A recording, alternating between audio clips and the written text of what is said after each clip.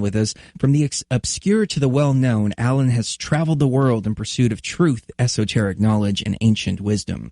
In addition to his TV show, New Realities, he's a writer, producer, director, photographer, and acupuncturist. He calls himself a Gnostic, an Aquarian, and a historical alchemist. He is a compulsive seeker and an adept of what the ancients called the Great Work. Alan, how are you doing, sir? Good. And, my whole mission is to understand the simulation that we're living in, that this is true. We are not really our bodies. We're the consciousness that is using this body to have this simulated life that we call this reality. But this is not who we are. So this is where my ideas and philosophy speak to. This idea that this world is, in a sense, not real. And we think it's real. Those are the people that are lost in the illusion. The real world is the world of pure being beyond the body, the non-local awareness, the non-local mind, if you want to call it. I completely agree with you, and I definitely want to get into that, but I have to say, we've had you on before, and last time, I remember your last name was Steinfeld instead of Steinfeld. No, you were on a different timeline. It's always been, on my timeline, it's always been Steinfeld. Okay. I'm making a joke there to the Mandela effect. Okay. But the idea of the holographic reality simulation, like I said, we're finding computer code written by a guy in 1940 in the fabric of reality. I mean, if that doesn't say simulation, I don't know what does. I'm not sure what you're referring to, actually. Oh, it's a code. It's literally a computer code that quantum physicists, when they started to analyze the fabric of reality, they found this computer code written by this guy in the 40s. There's more to it as well. That was written by a guy named Claude Shannon in the 40s, which is very strange in and of itself. But it went more and more and more into it. He said that he took all the data and he put it into a computer and spit it out in a graphical export. And this graphical representation of all of this quantum level data looks exactly like what people experience on very heavy doses of psychedelics, which is very interesting in and of itself because it makes you wonder if the psychedelics it takes you to the ability to be able to actually see the code of the matrix in and of itself. Alan, your thoughts? Well, I missed one little point, how you go from the code to psychedelics. How does it go from like computer code to mind technology? What's that point? So if you can just explain that, I'll tell you where I'm coming from. But that's the part in this explanation I just didn't get how it goes. You know what I'm asking you? How does it go from the zeros and ones to the psychological psyche of the mind that's reflected on psychedelics? Do you know how does that the way that I came across the way that I crossed that bridge, or bridged the gap, I should say, is when he took the data and inserted it into a computer and it outputted all of the data in a graphical way. I don't remember the exact term. I was actually looking it up during the break, but it's called like accadans or accadas. There was a specific term for this graphical representation of the data, and it looks exactly heavy doses of psychedelics. That's the part I'm not quite getting, how the graphic looks like psychedelics. You mean as a brain wave? I'm just trying to understand that bridge. No. But I think I know what are you saying? I was just going to say, I think what Chris is trying to say is the graphical representation of this data creates a picture of what appears to be the same thing that you see when you're on heavy doses of psychedelics. You mean what the brain output? Right. The output of the. Okay, I see. Okay, so the code that the guy. Well, I think, not exactly answering your question, is that the psychedelic molecule that is here to evolve consciousness, that first showed up within the psychedelics. Of course, the indigenous people have known it for years in peyote and ayahuasca and all those traditional power plant medicines. But we are moving into a place, the 40s, it's also the time that Albert Hofmann created the LSD molecule out of, ergot fungus. So there was this influx into this reality of the psychedelic mindset that I think we're all moving towards. I think our brains are actually functioning in very different ways now due to the digital revolution than they were 100 years ago. We are multi-sensing, multi-processing the multiple dimensions of reality. We're not thinking the same. So I think people have come up with these advanced visionary ideas. We're predicting the future. And the future, in a sense, is a balance between what we know and what we don't know. I love that you were playing Terence McKenna during the break, because he is one of the godfathers of the conscious revolution. And I think the timeline we've just chosen, I heard you talk before about Donald Trump, is that history has failed itself. We have failed as historical, evolving civilization. We are at a point of chaos where the systems have to collapse totally. You know, hospitals are now the worst place. My mother was just in the hospital, and the doctor said, "You have to get her out of here. It's the worst place for sick people because of all the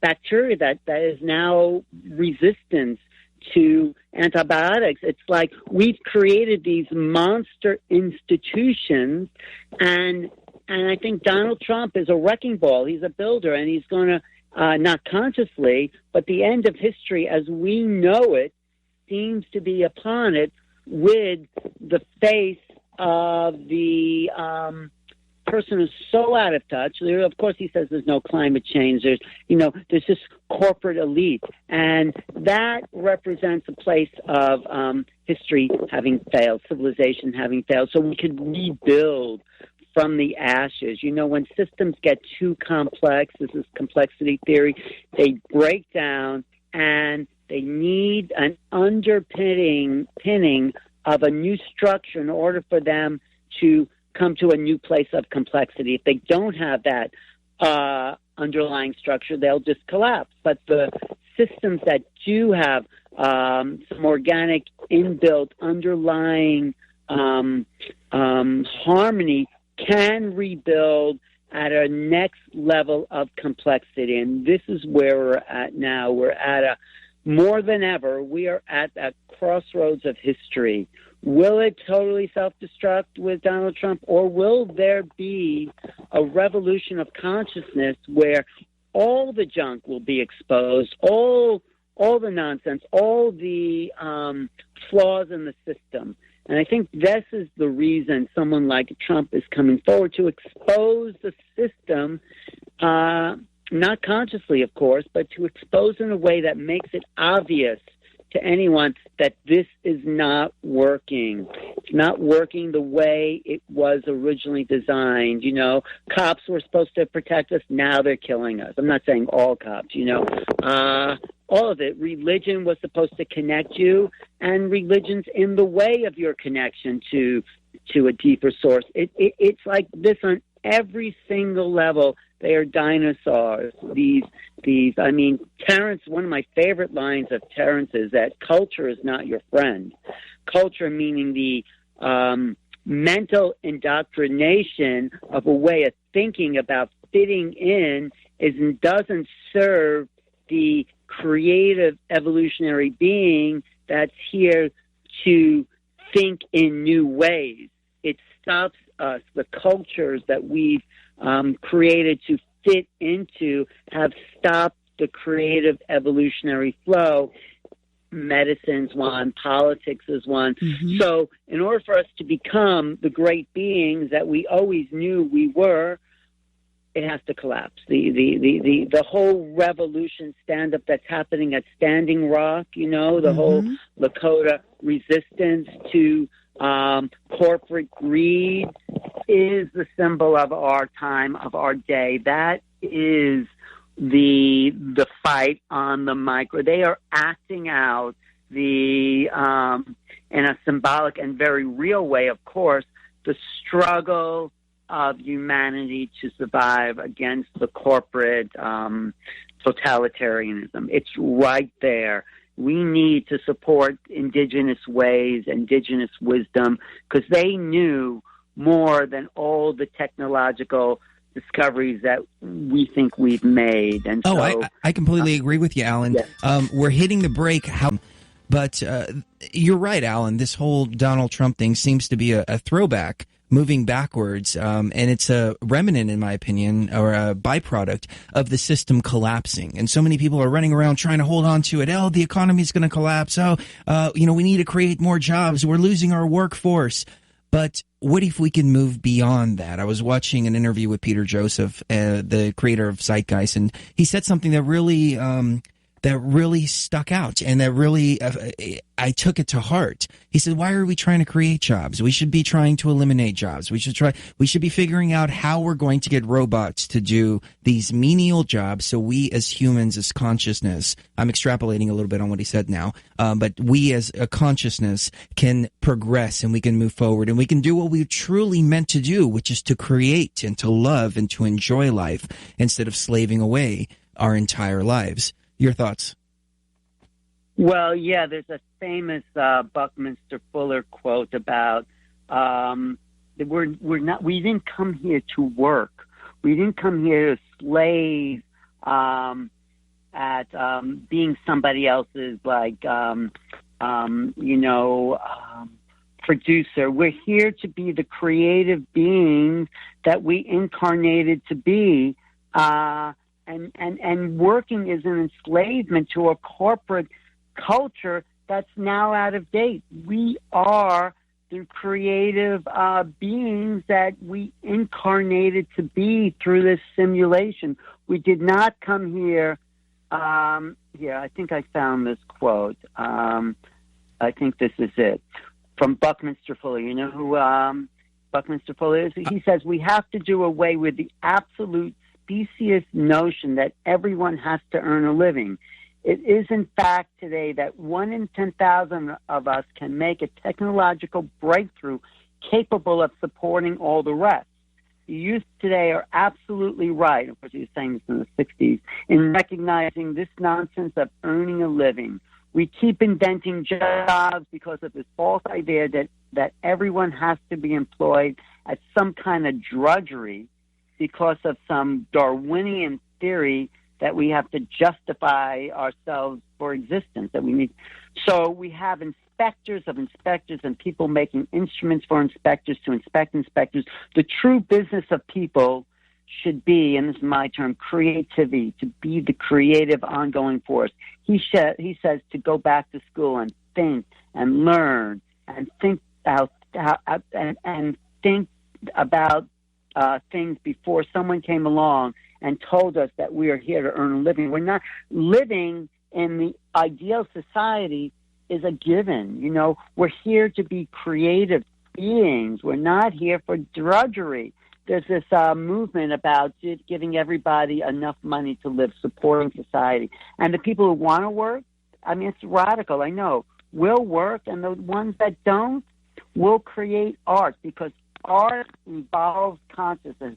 Art makes us feel more. And we incarnated through these virtual reality systems of our bodies to create and to feel as much as we can. And art is the evolutionary tool to evolve our feeling nature. And that's why we came. We didn't come here for drudgery. We came here to live in paradise.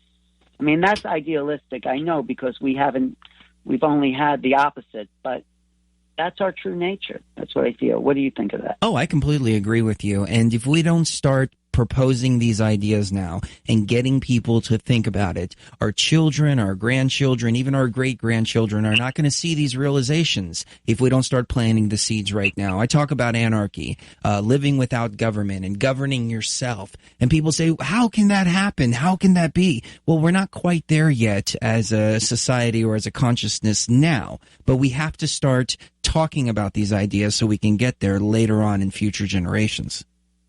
Right, but that takes to govern ourselves means we're responsible. Most people are not responsible. They throw their garbage on the street. They think someone else is going to clean it up. You know, if we're going to have anarchy, we have to, and not really anarchy because that's chaos, but self-responsibility. Each person has to be aware that they're part of a whole system. You don't have, all the cells in your body work together to create one conscious being. We are all cells in one body of humanity. So we have to be responsible for the whole in a socialistic, whatever you want to call it, communistic sort of way. Of course, that in the past, those forms of governing have been imposed upon us, and it doesn't work. If you impose something on people, they automatically reject that because you can't. They have to be evolved to. This is what Bernie Sanders, I think, stood for, and definitely not what Donald Trump stands for. So I do think, though, Donald Trump is an evolutionary part of this process because, like I said before, he is showing us the garbage, and until we look at the garbage, we cannot change, We can't. This is what the Democrats wanted to do. They wanted, and this is why Hillary Clinton lost. She thought, everything was all right, and the media said, it's okay. Obviously, things are not all right. We are not the United States. We're the ununited States because there are people who are suffering in pain, and they're desperate. So they voted for someone who was obviously not qualified, only interested in self-serving, his own power-hungry needs, but that looked like a better alternative. How is that possible? I wonder what Terrence would say about this. But, that is the end of civilization. But that, like I said, we have to pull it out in the open. We have to purge the junk that's in the system that's not digestible. And this is the process. So it is an evolutionary movement, and this is why the timelines had to change. I was really on the Hillary track, not because I particularly liked her, but because she was about to expose the UFO secrets. John Podesta, her campaign manager, and Hillary Clinton came forward in the last year to say we are ready to talk about UFOs and the government secrecy behind it, and that would have been a whole new ball game. Obviously, that's been a setback right now, and maybe it just wasn't the right timing. Maybe, I don't know. But that was my timeline that I was on before that whole disclosure movement just got, derailed, and hopefully we'll be back on track. And I think we will be, but in a lot more open and free society. We're not free if our government's spying on us and not telling us. There's so much there that needs to be cleaned out, and it wouldn't have been cleaned out with Hillary Clinton. Well, the most hopelessly enslaved is the man that believes he's free. And as long as we believe that freedom is government spying, the police killing you at your front door, killing your dog, et cetera, we're going to be hopelessly enslaved. But people are starting to wake up, I think. Now, I think you're referring to the emails that came out. I was reading through some of the Podesta emails between him and Edgar Mitchell. Now, I wasn't sure if it was a two-way conversation because I couldn't find any replies from Podesta back to Edgar Mitchell, but I know that Edgar Mitchell had set up some kind of Skype meeting or something with Podesta about possibly disclosing UFOs on behalf of these intergalactic brothers and sisters that we have. Actually, he said that they actually came from a parallel universe relation between him and Edgar Mitchell about these extraterrestrials that reside just outside of our universe. I don't remember the exact term they used, but it's a neighboring universe, one that borders right upon ours. So they don't even come from another planet, but rather another universe in and of itself. And I know we've had Stephen Greer on and Carol Rosen and several others from the Disclosure Project talking about these extraterrestrials who are waiting to come over here and help us out. Alan, what are your thoughts on that? Well, it wasn't just the emails. Way before the WikiLeaks email exposure, and you can talk to Stephen Bassett, because I think Stephen Bassett is a great American hero for his pursuit of disclosure. But on Jimmy Kimmel last January, February, Hillary Clinton says, I am going to expose the UFO secret. I'm going to go in, dig up those documents. She said it a few times.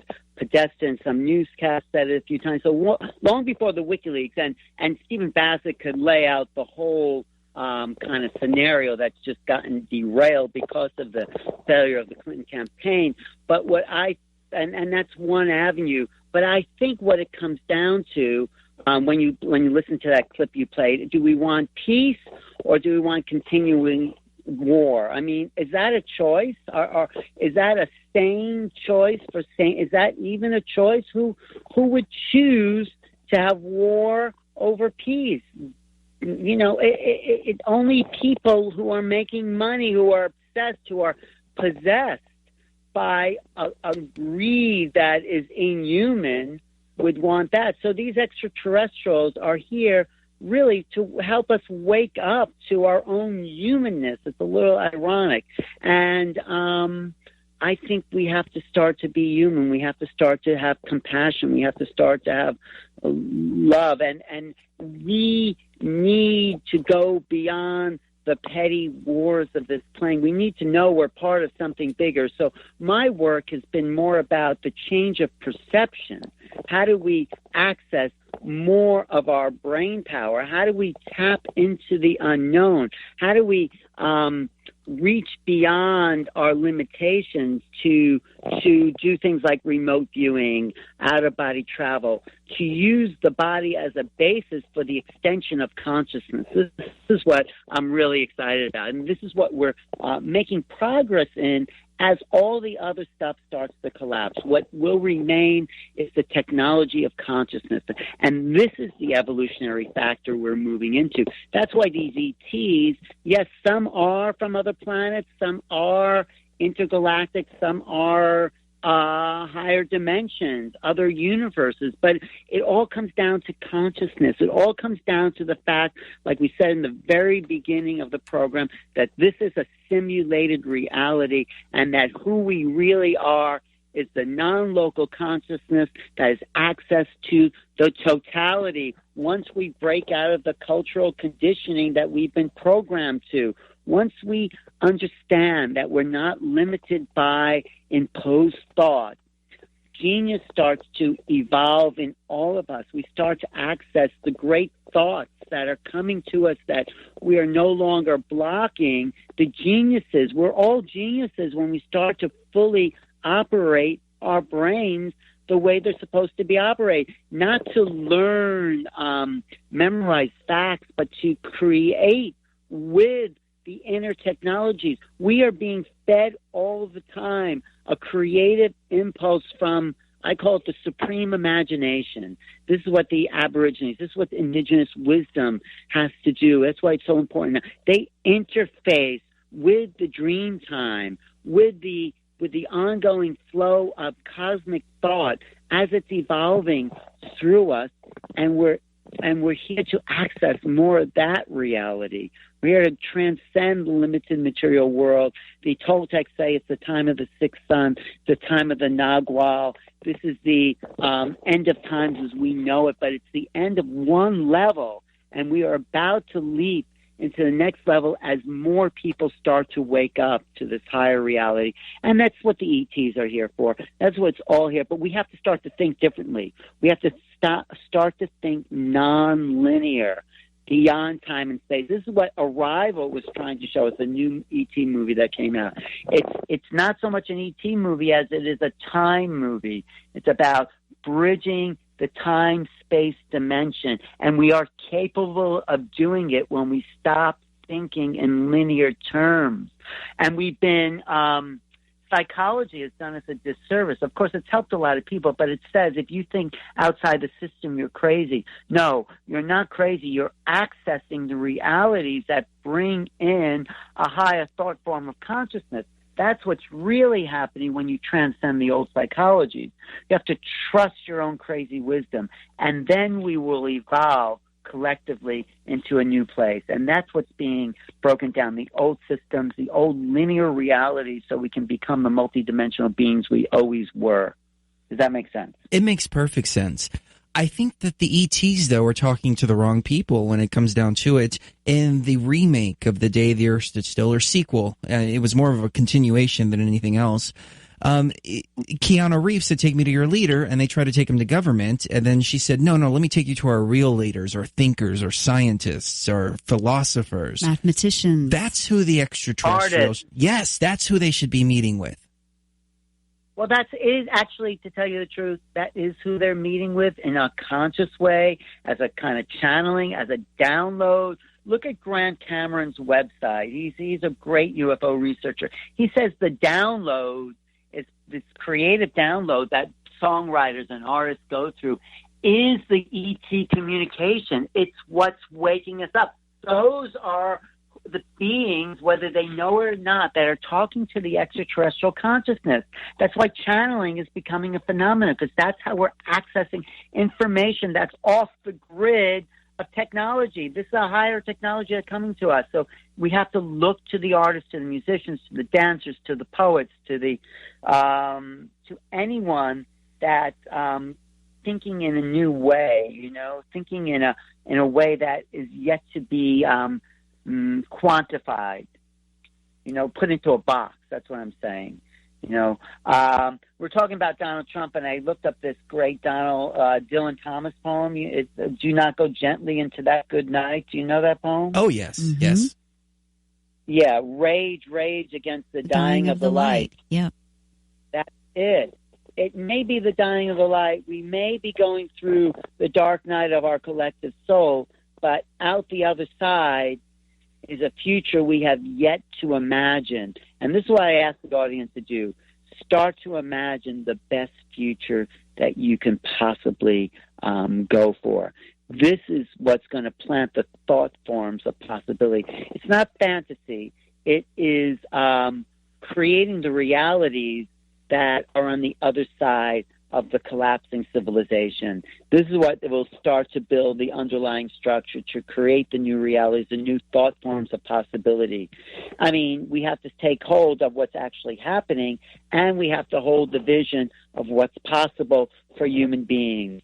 And when this all, and we're seeing it right now, there are people living in bliss. I know people waking up. It doesn't matter what's happening on the outside world. There's people having Kundalini awakenings. They're lighting up the inside of their brain. They're becoming like that movie Lucy, Scarlett Johansson, where they're functioning on a whole level of brain activation. And this is what's happening collectively. And they're not going to be able to suppress it. We are going from liquid to steam. When water boils, there's a couple of bubbles here and there and there and there.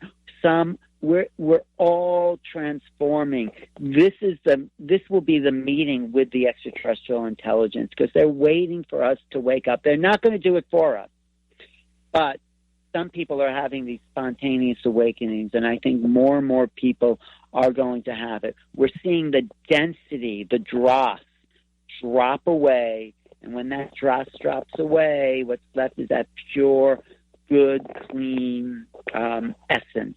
Very well said. Alan, we have about 40 seconds left, so give us your website and tell people what you're working on too, please.